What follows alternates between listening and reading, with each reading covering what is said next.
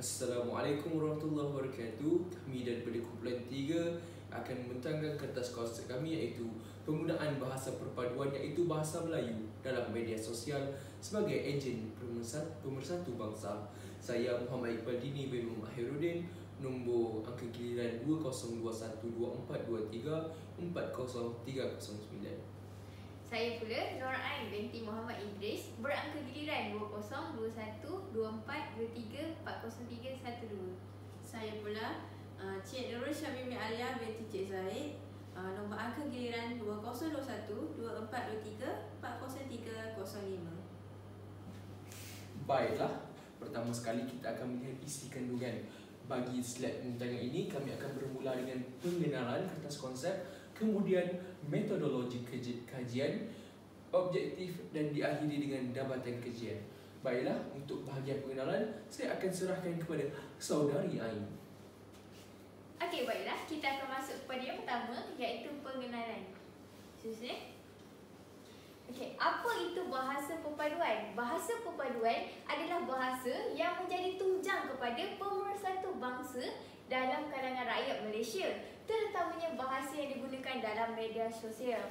Bahasa perpaduan ini juga dikenali sebagai bahasa ibunda dalam kalangan kaum. Contohnya, bahasa Melayu bagi kaum Melayu, bahasa Mandarin bagi kaum Cina dan bahasa Tamil bagi kaum India.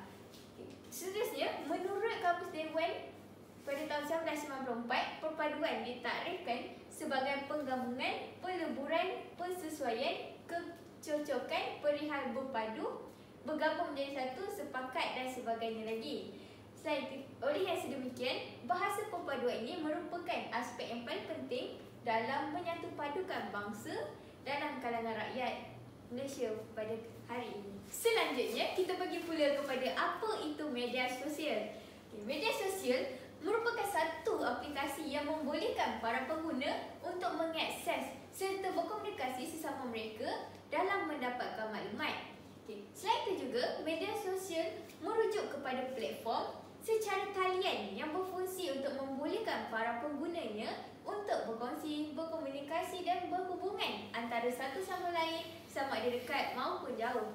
Contohnya seperti aplikasi WhatsApp, TikTok, Telegram dan Instagram. Seterusnya adalah penggunaan bahasa perpaduan dalam media sosial. Okey, penggunaan bahasa perpaduan dalam media sosial ini ia dapat menyatupadukan bangsa. Ia dapat menyatupadukan bangsa ni kerana adanya penggunaan bahasa yang tetap semasa berkomunikasi dengan orang lain, iaitu bahasa Melayu. Okey, seterusnya adalah dapat memanfaatkan bahasa Melayu kerana bahasa Melayu digunakan sebagai bahasa komunikasi dengan orang lain. Baiklah, setelah kita melihat pengenalan secara umum, kita akan melihat pula bagaimana kami mendapatkan maklumat-maklumat dan bahan bagi kajian ini dengan menggunakan metodologi kajian. Seterusnya, baiklah, dalam kajian ini kami telah menggunakan kaedah kualitatif dan kuantitatif dalam satu kajian. Menurut Baharudin 2006, kaedah kualitatif ini merupakan kaedah yang bersifat deskriptif di mana ia merupakan sebuah proses untuk memahami sesuatu perkara dengan melihat tanggapan umum daripada individu lain. Kajian ini telah menggunakan pelbagai jenis rujukan yang berlainan seperti artikel daripada jurnal, petikan akhbar dalam talian serta internet. Hal ini menunjukkan bahawa kami melakukan pelbagai pembacaan yang berlainan untuk mendapatkan sumber yang pelbagai dan menjadikan sumber itu lebih berkualiti dan mempunyai fakta yang kukuh dan hujah yang mantap serta konkret. Seterusnya, bagaimana pula dengan kaedah kuantitatif? Kaedah kuantitatif melalui penggunaan platform Google Form untuk melakukan survei bagi mendapatkan maklum balas dan respon daripada pengguna media sosial sendiri berkaitan dengan tahap keberkesanan penggunaan bahasa Melayu dalam media sosial sebagai ejen utama pemersatu bangsa. Di sini kami menggunakan kaedah kuantitatif di mana kami menggunakan Google Form. Kami menyebarkan pautan kepada pelajar-pelajar IPTA pada rakan-rakan kami di seluruh Malaysia dan kami mendapat sebanyak 15 responden dan kesemua 15 responden adalah dalam kalangan umur 20 hingga 25 tahun di mana mereka ini boleh dikategorikan sebagai pengguna media sosial yang tegar. Jadi apabila kita dapat pengguna media sosial yang tegar sebagai responden untuk kajian ini, di mana highlight utama, di mana kata kunci utama kami adalah media sosial yang akan memberikan maklumat yang lebih mantap dan jitu pada kajian kami. Baik, itu saja.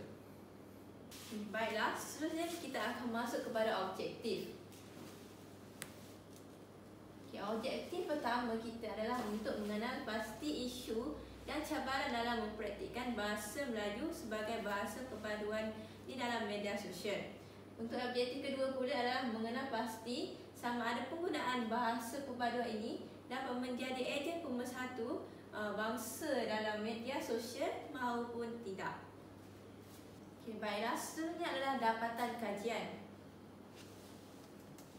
Dalam dapatan kajian, kami telah menjumpai dua kategori, iaitu isu dan cabaran yang dihadapi dalam mempraktikkan bahasa Melayu sebagai bahasa utama dan bahasa perpaduan di dalam media sosial.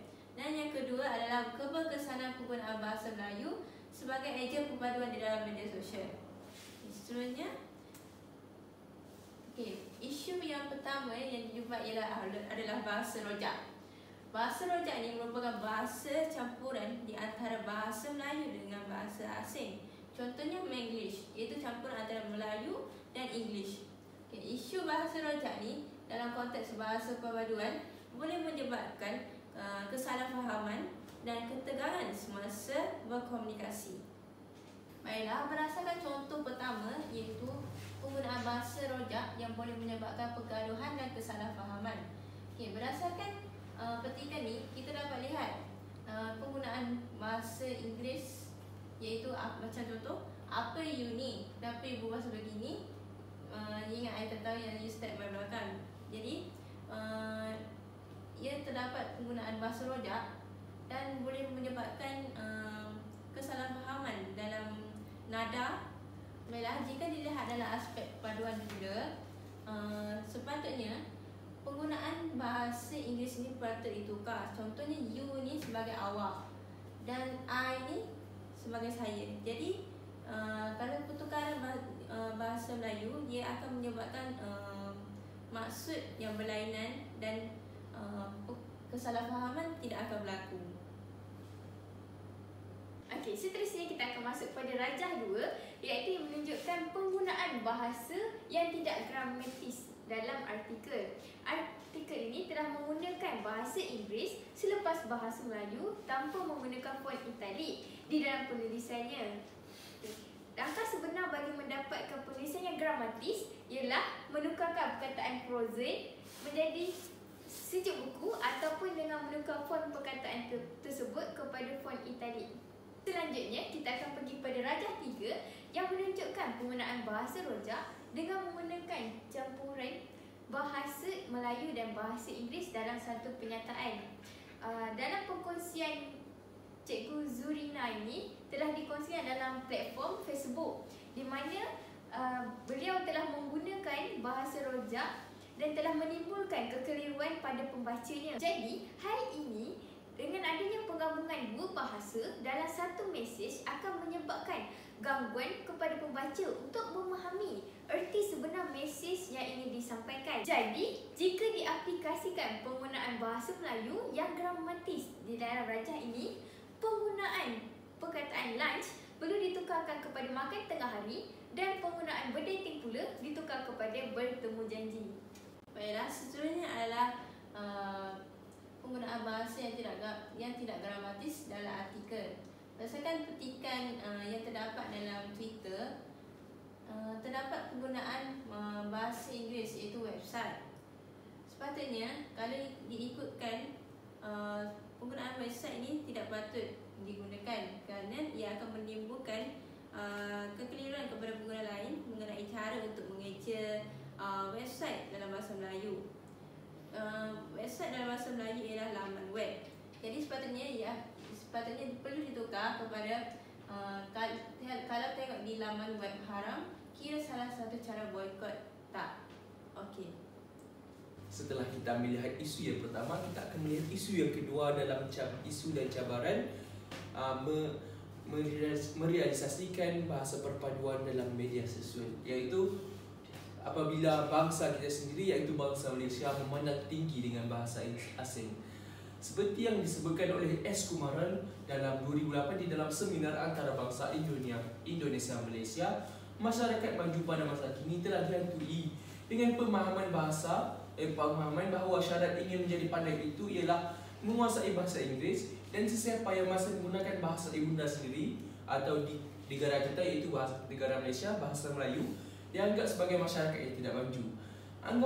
Anggapan ini merupakan sebuah pemahaman yang salah lagi terpesong.